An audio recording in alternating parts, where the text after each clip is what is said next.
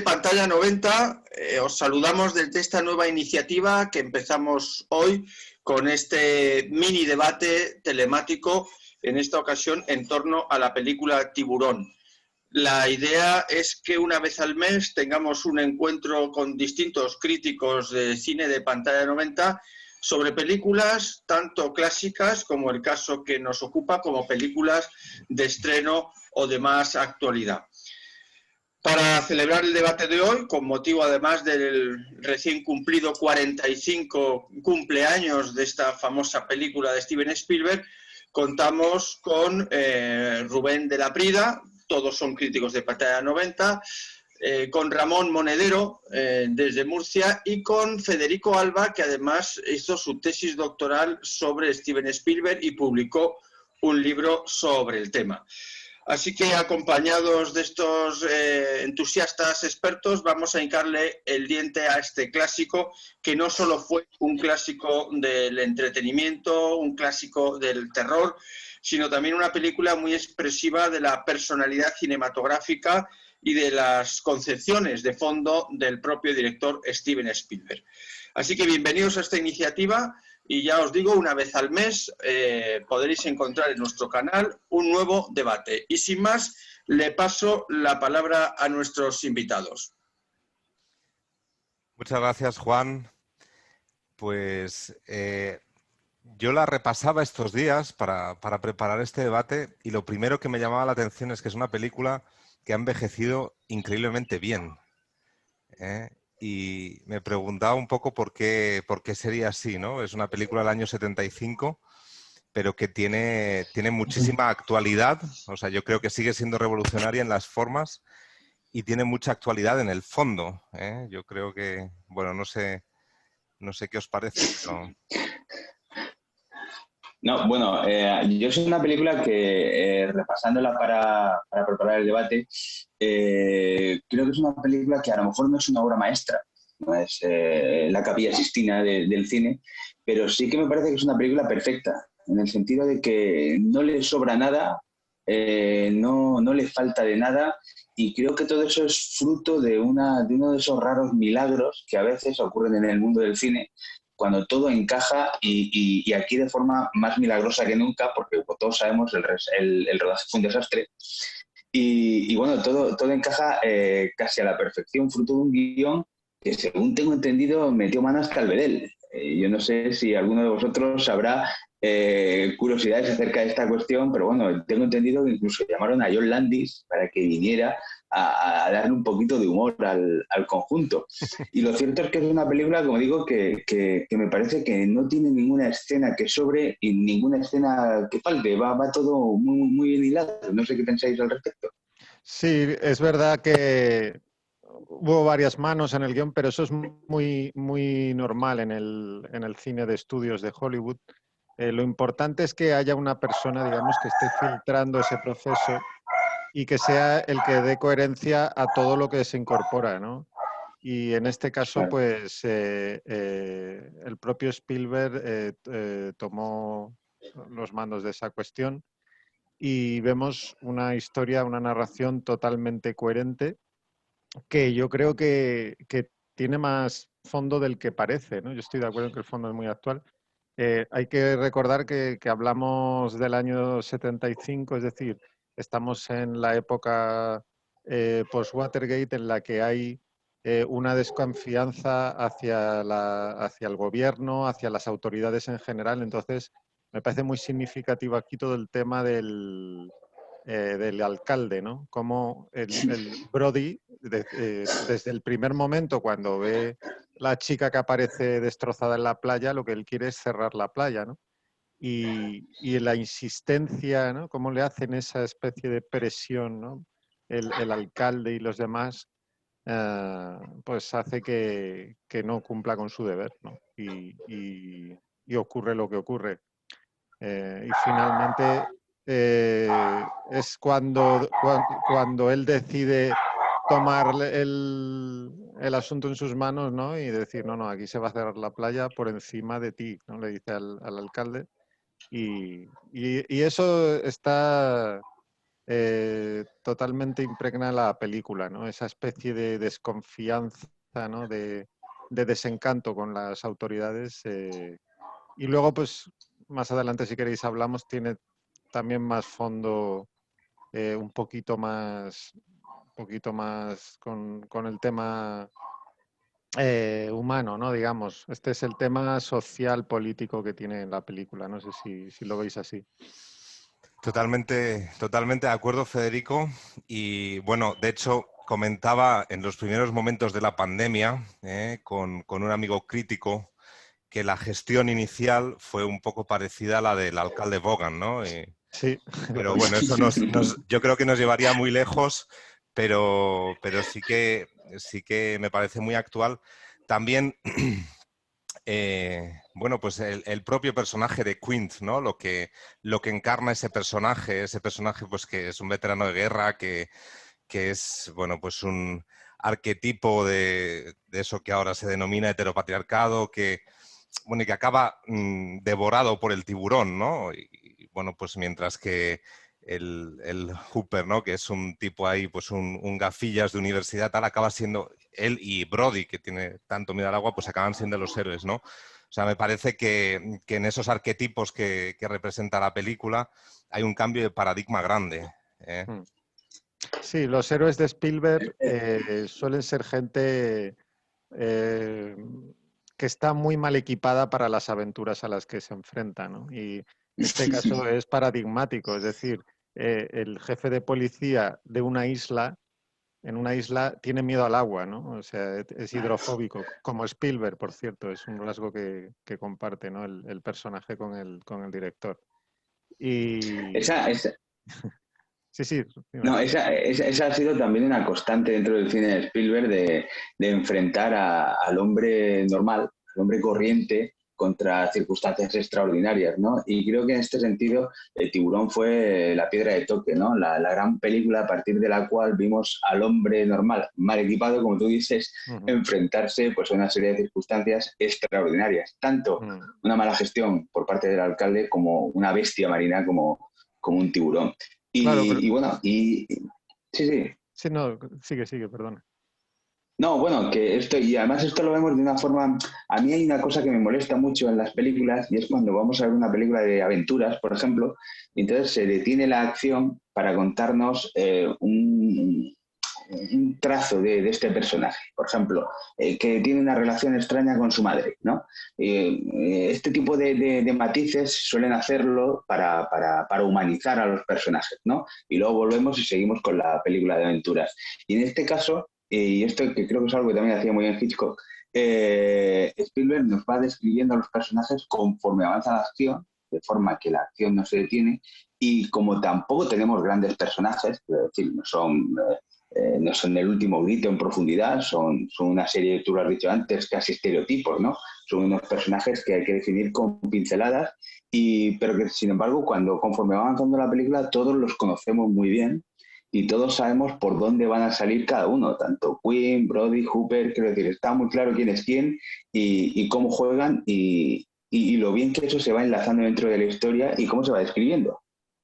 Más que estereotipos, yo diría arquetipos, ¿no? Porque un estereotipo siempre tiene un Bueno, matiz sí, negativo. efectivamente. Yo creo que son Efectivamente. arquetipos bien elegidos, bien usados y en efecto, ¿no? Pero el hecho de que el reto sea precisamente el que ataque una de las debilidades principales del protagonista hace que su recompensa al final, ¿no? Su arco de transformación, pues sea más satisfactorio, ¿no? Y más completo, ¿no? Entonces, luego, en efecto, como decía Rubén, el personaje de Quint es como el arquetipo del antiguo héroe, ¿no?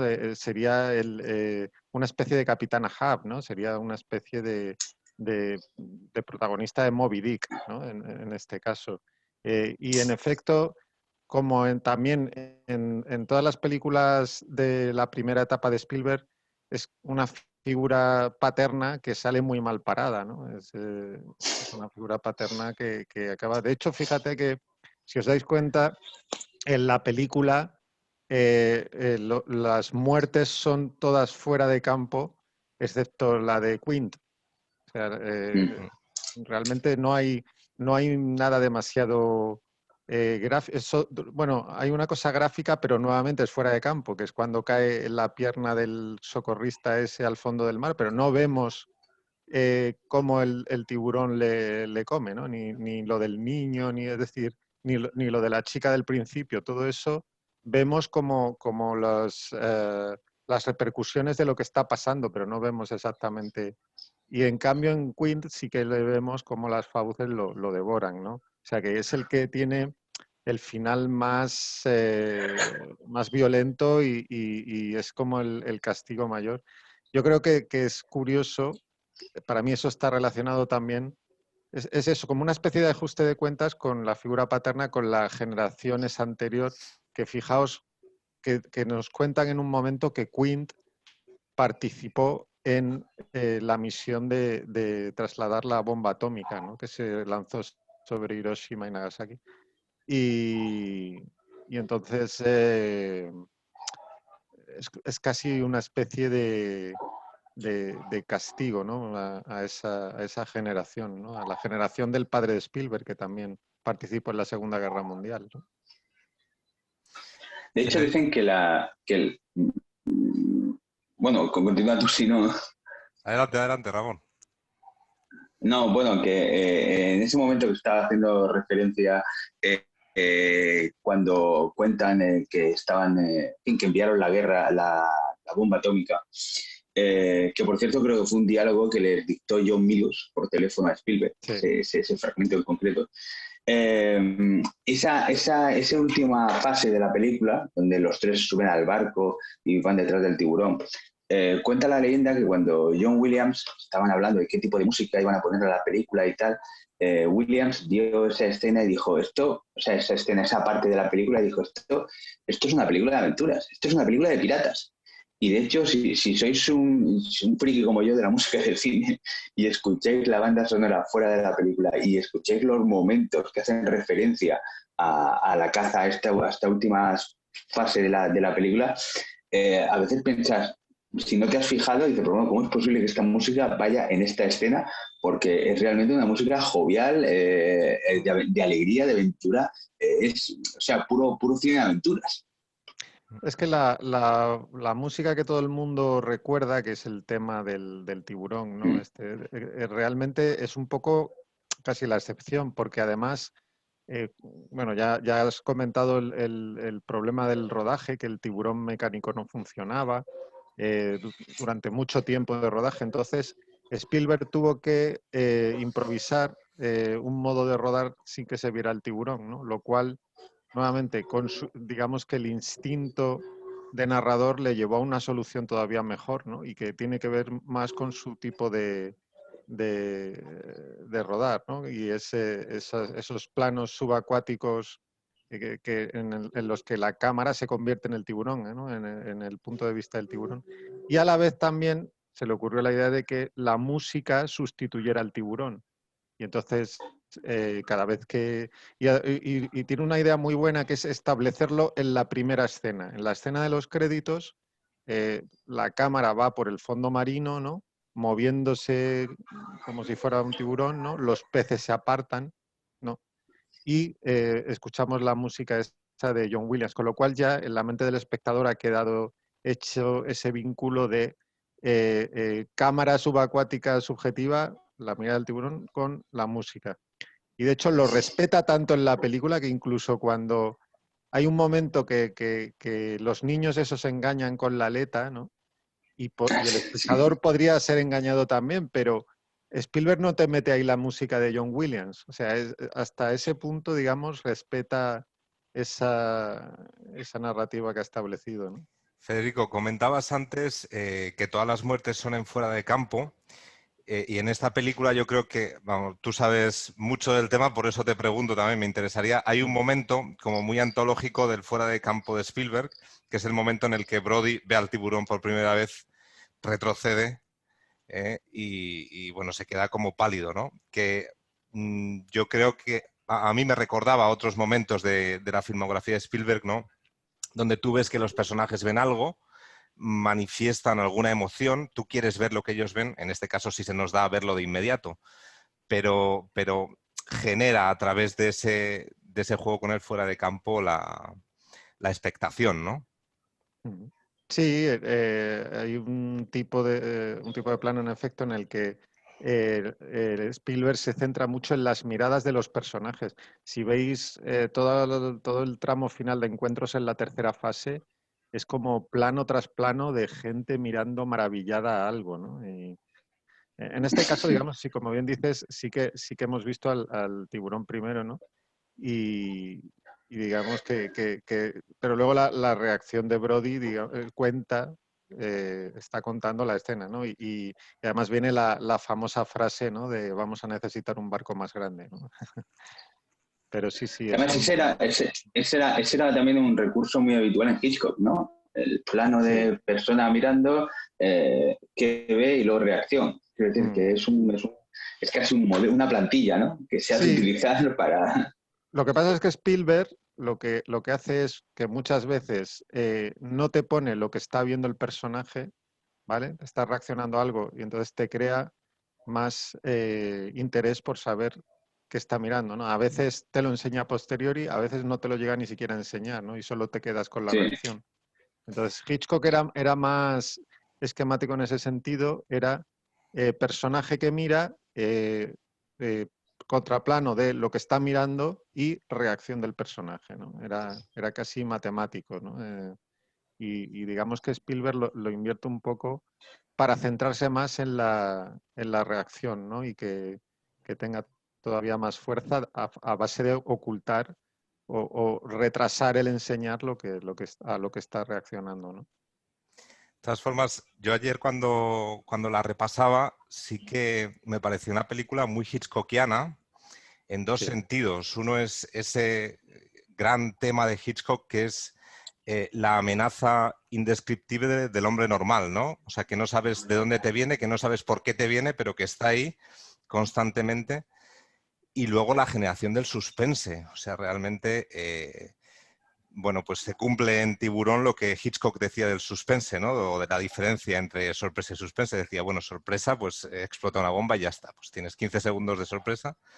Dice, pero suspense es, hay una bomba debajo de la mesa, los personajes están hablando y sabes que la bomba son las 10 y va a estallar a las 10:15. Entonces tienes 15 minutos de suspense, ¿no? Y a mí me parecía que aquí la bomba era el tiburón, ¿no? O sea, que tú ya sabes que está ahí y todo el suspense, sobre todo de esa primera secuencia antes de que se coma al niño, ¿no? Pues donde Brody está completamente tenso, además en un juego precioso, me parece, con las escalas de plano, que van mostrando cómo Brody se tensa, se intenta relajar, se vuelve a tensar. Y bueno, me parece que sobre todo en esa secuencia, en esa primera secuencia de la playa, la generación del suspense es brutal, ¿no? Es una secuencia ejemplar, o sea, se puede estudiar la planificación de esa secuencia por cómo te va presentando a los personajes que van a participar, ¿no? Te enseña una pareja que está tonteando, uno que juega con el perro, una señora gruesa que se está bañando, y el niño, ¿no? Y además le pone al niño un bañador rojo. Él decía que en El Diablo sobre Ruedas usó un coche rojo para que llamara la atención. Entonces le pone al niño el bañador rojo para que sepas para que siga la atención del espectador a ese niño, ¿no? Y además, siguiendo la cámara al niño, encontramos a Brody, ¿no? Y cómo va jugando con los distintos momentos pues cuando la chica grita, ¿no? Y él se altera y de repente es que está el novio haciéndole una broma debajo del agua, ¿no? Y de repente hay un momento que me parece muy significativo de cómo se debe usar la narración audiovisual, porque hoy en día hay mucho director que dice, voy a usar este plano porque es muy chulo, ¿no? O porque queda muy bien. Y en un buen director lo que hace es usar el plano adecuado para la narración. Y es el momento en el que, digamos, el tiburón ya ha atacado al niño y alguien grita tiburón, ¿no? Y entonces Brody se da cuenta de lo que está pasando. Y entonces Spielberg usa el recurso que inventó Hitchcock en Vértigo para dar la sensación de vértigo, que es combinar un traveling hacia adelante con un zoom hacia atrás. De modo que hay un elemento que queda fijo en el plano, en este caso Brody, pero el fondo se mueve detrás de él. O sea, es un plano muy vistoso, muy, digamos, a lo mejor un poco demasiado vistoso, si es decir, no lo puedes usar alegremente, tiene que ser algo para un momento muy señalado, ¿no? Y hay mucho director que a lo mejor te hace eso como diciendo, mira, mamá, qué bien tocó el piano, ¿no? Es decir, es pura exhibición, ¿no? Y aquí, en cambio, tiene todo el sentido narrativo del mundo, porque Brody se queda clavado. Es que Brody tiene un miedo paralizante al agua. Entonces, Bueno, el que se mueva el fondo detrás de él, lo que está transmitiendo es esa sensación de vértigo que él siente dentro, ¿no? Como que él quiere lanzarse al agua. Pero está clavado en el plano. Es decir, él es un elemento fijo. A pesar de que todo se mueve en el plano, él está fijo. Entonces, es el plano perfecto para contar lo que está contando, ¿no? Bueno, no olvidemos en esa escena también que como decía Federico, que es de libro, para ejemplificar cómo se debe desarrollar una escena de suspense, el detallito en el que desaparece el perro. Que vemos a un chaval que está jugando con su perro y de pronto Bobby no aparece. Y nuevamente es un ejemplo de una elipsis perfecta, porque además te pone luego el palito con el que estaba jugando el perro flotando en el agua, ¿no? O sea que incluso la resolución de lo que ocurre es con la balsa en la que iba el niño, que llega a la orilla destrozada, ¿no? O sea que... Oye, si me permitís una interrupción, escuchándoos, claro, los que nos dedicamos, pues eso, a ver todos los cines, todas las películas de estreno y tal, es muy curioso ver cómo en el cine, digamos, de terror, ¿no? Porque yo entiendo que Tiburón es una película de terror, ¿no? Al aire libre, con mucho sol, pero bueno, es una película en la que hay un monstruo, ¿no? Y que se come a la gente, ¿no? Sí. Y eso es cine de terror. En el cine de terror más habitual, aunque hay mucho, ¿no? Y lo hay bueno, regular y malo, escasea lo bueno, yo creo que abunda lo regular y lo malo, se busca mucho la explicitud. Es decir, que al monstruo, al demonio, al fantasma, bueno, al malo de turno, se le vea mucho, que sea muy truculento y muy gore, que se le dé todo al espectador masticado, es decir, Nunca se le mejor deja dicho. un poco margen a la imaginación, por tanto se recurre un poquito a la elipsis, poquito al fuera de campo, y se tira mucho de lo que decía antes Rubén, más del susto o la sorpresa, en el caso que decía el Legisco, pero es lo mismo que a la creación de suspense. Y sin embargo, en la película de Spielberg está todo esto al revés, o sea, bien usado.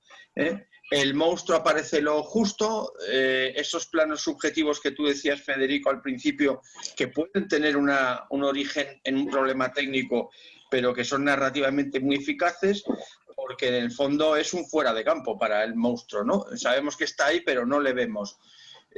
Y luego deja mucho espacio a la imaginación, lo que decía ahora Ramón del perro y tal, ¿no? Dejar indicios, dejar que el espectador vaya completando con su imaginación aquello que no se ha visto explícitamente, ¿no? Me parece que es una lección de cine de terror en el sentido narrativo y de estilo, porque se ha vuelto, ya digo, como muy infantil, que te lo dan todo muy masticado, muy explícito y donde, por tanto, el espectador participa mucho menos, ¿no? Sí, sin duda. Y no hay más que ver las imitaciones que ha habido con tiburones, ¿no? Deep Blue Sea, Megalodon, todas estas que básicamente se basan en que te dan sustos con el tiburón y ves toda la casquería y toda la sangre posible. Sí. De todas formas, yo creo que ese es un problema, perdona, creo que es un problema al final de consumo. Quiero decir, si ese tipo de trucos baratos, llamémoslo así, no funcionaran, dejarían de hacerlos, porque al final la gente en el cine pone lo que el público quiere ver. Entonces, se tiene que dar una comunión a veces muy, muy difícil entre una película narrativamente más sutil y un buen guión, una buena producción. Me estoy acordando, por ejemplo, de Señales de Shyamalan, que era una película donde muchas cosas, a veces incluso demasiadas, ocurrían fuera de campo, pero sin embargo la película pues funcionó bien, ¿no? Y creo que al final todo esto se debe a que la gente va a verlo, a que la gente pide eso. Eso es un problema a veces también de, no sé si de educación audiovisual, en fin, es un tema complicado. No sé vosotros qué pensáis. A veces sí, pero fíjate, Tiburón en su momento se convirtió en la película más taquillera de la historia. Entonces, yo creo que cuando se hace Sí, bien, pero el Tiburón, público también puede responder, ¿no? Igual que, por ejemplo, Alien de Ridley Scott, que yo creo que sigue el mismo patrón de sutileza, de usar el fuera de campo, entonces, yo creo que el problema es falta de talento muchas veces, es decir, es que no parece fácil, pero no es fácil. Entonces, el efectivamente. director De de todas formas, turno... piensa que Tiburón en su día fue una película muy fuerte. Sí, La escena en que el tiburón se come a Queen, quiero decir, ujú, tenía momentos de impacto muy, muy, muy, muy bruscos para la época. Y luego una cuestión muy importante, creo, fue una película que se rodó a mar abierto, en real, no en un estanque, en un estudio, lo cual le dio una realidad añadida a la película que la gente en aquella época no estaba acostumbrada. Entonces, claro, creo que la película supuso un salto en varios sentidos y todo encajó a la perfección, como hemos dicho antes. mm. Y eso ahora es más complicado porque estamos en unos niveles donde todo es posible a cualquier precio, que dices, bueno, ¿a qué me agarro? Ujú. Sí, pero fíjate, Ramón, yo creo que tiene más que ver, o sea, yo estoy de acuerdo hasta cierto punto con lo que dice Federico, pero es que el espectador de los años 70 y de principios de los 80 tenía una educación audiovisual mucho mejor que la actual, pienso yo. Porque hoy nuestros jóvenes que han crecido en un ambiente absolutamente audiovisual, donde lo escrito y lo oral ha pasado a un segundo término, consumen mucho audiovisual, pero consumen mucho audiovisual masticado y muy inmediato, donde los ritmos son cada vez más frenéticos, es decir, donde cuando te lo dicen los jóvenes, es que esa película es muy lenta. Y es una película normal, que tiene el ritmo que necesita, no soportan. Entonces yo creo que efectivamente hoy el cine de terror tira por esa fórmula que decía Ramón, porque es lo más adecuado a la educación audiovisual del público joven, que es el que va a ver estas películas. El público joven hoy le pones una película de intriga o de terror o suspense de los años 40 y no la soportan porque no soportan el ritmo, porque no soportan, digamos, ese tono más contemplativo, más sugerente, sino que piden algo como muy inmediato, como la comida rápida, ¿no? De consumo inmediato. Entonces yo creo que efectivamente, aunque es verdad lo que dice Federico del talento y que cuando das algo bueno la gente lo reconoce, no es tan fácil. De hecho, Shyamalan, el pobre, acumula fracasos de taquilla, porque tiene un estilo muy personal, con mucho fuera de campo, como decías tú, exige mucho del espectador, exige un ritmo mucho más tranquilo, es decir, exige lo de Spielberg como llegado al extremo, y la gente no entiende ese cine, no le gusta, lo quieren Bueno, masticado. pero Shyamalan también es que acumula también alguna metedura de pata. Quiere decir que es Sí, verdad sí, que él sí, rueda nadie es así, perfecto. pero es que ha soltado cada perlita él también, ¿no? Pero, por ejemplo, él también hizo sus taquillazos, ¿no? Con El Sexto Sentido, El Bosque, es decir, tiene sus películas que han funcionado muy bien. Eh, sí que es verdad que hay un cambio en el consumo. Es decir, yo me quedo alucinado de los vídeos que les gusta ver a mis sobrinos en YouTube, yo qué sé, de un tío jugando a un videojuego. Y digo, pero vamos a ver, eso es un rollo. Sí, Es decir, sí, sí. todavía jugar a un videojuego, aunque a mí no me guste, lo puedo entender, pero ver esto... Entonces, están acostumbrados, sí, a ver mucho contenido audiovisual, pero no necesariamente buen contenido audiovisual, es decir, no es necesariamente una buena educación audiovisual. Yo creo que nuestra generación, que en el fondo teníamos 2 canales de televisión y teníamos que ver lo que pusieran, y entonces te ponían, yo qué sé, ciclos de Hitchcock, ciclos de los hermanos Marx, y lo acababas viendo. Y yo creo que mi generación, que creció en los 80, hemos visto cine muy variado y tenemos a lo mejor una formación, porque ahora ya digamos que lo que ocurre es que van a lo que saben que les gusta. No, es decir, yo vi películas de los hermanos Marx porque era lo que ponían, no porque yo las eligiera. Porque yo a lo mejor con 8 años no es lo que yo habría elegido, pero de repente descubro que me gustan, ¿no? Entonces, ahora un niño de 8 años mm, ve a lo mejor haciendo zapping a los hermanos Marx y dice, estos tíos en blanco y negro, ese tío de bigote, qué cosa más rara. Y pasa, no se va a quedar ahí. Va a ir a buscar lo que sabe que le gusta, se va a quedar en Clan TV o en lo que le guste, ¿no? O se va a ir a YouTube todavía más y va a coger el vídeo que le gusta. Entonces sí que es verdad que ahora la formación tiene que venir de los padres, ¿no? Y de que él mismo pues desarrolle de alguna manera ese gusto, ¿no? Y vaya descubriendo cosas. Perdona, y de Yo, iniciativas Miquel, como esta, También. que ponen el cine clásico, digamos, bajo la luz y el prisma de la actualidad y enseña a la gente pues, a disfrutar y a descubrir toda la riqueza de lenguaje y de inteligencia que hay en este tipo de películas que ellos ya consideran antiquísimas, aunque para nosotros Tiburón es una película absolutamente moderna, pero ya esto es una cuestión de edad. Chicos, se nos va acabando el tiempo. Yo sugeriría una última ronda donde digáis cada uno cuál os parece que podría ser como la aportación con la que vosotros os quedaríais de esta película, como más inmortal, ¿no? Como más, o incluso en su momento innovador, ¿no? hombre, yo creo que la gran diferencia, lo que marcó la película de Tiburón, fue hacer una película de un monstruo sin un monstruo, ¿no? Creo que un poco, a lo mejor es el gran topicazo, pero creo que de hecho fue algo que, según tengo entendido, marcó también a Alien, de Ridley Scott, y bueno, creo que fue su gran acierto, aunque fuera fruto de un accidente, ¿no? Fruto de que no funcionara bien el tiburón, pero fue algo que también, como he dicho, creo que ha sido Federico, puso en evidencia el instinto como narrador de Spielberg y bueno, y creo que es lo que ha quedado para el futuro, porque muchas veces ves Tiburón y no te das cuenta de las pocas veces que has visto al tiburón, sobre todo si es de las primeras veces que la ves. Y yo creo que es probablemente su gran acierto.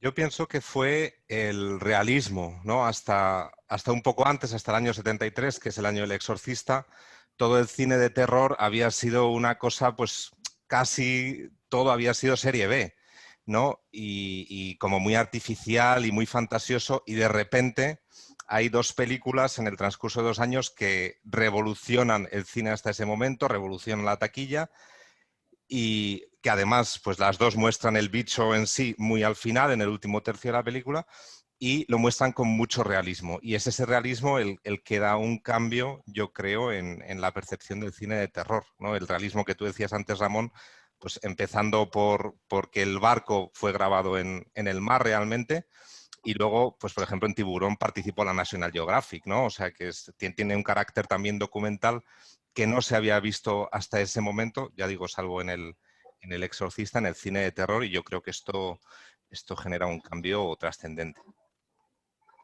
Pues yo diría que la aportación de Tiburón a la historia del cine es que consagra a probablemente el director que marca los últimos 40, 50 años de cine. Yo creo que, guste o no guste, es el que más influencia ha tenido, el que más seguidores ha tenido el que cambia el paradigma de los estrenos, de los blockbusters, pero a la vez es capaz de volcar todos sus intereses personales hacia un cine plenamente comercial que atrae a las masas, pero a la vez plenamente personal. Y eso muy pocos directores han sido capaces de hacerlo, ¿no? Es decir, llegar a tanta gente y a la vez ser personales. Probablemente Hitchcock y alguno más, pero muy pocos, ¿no?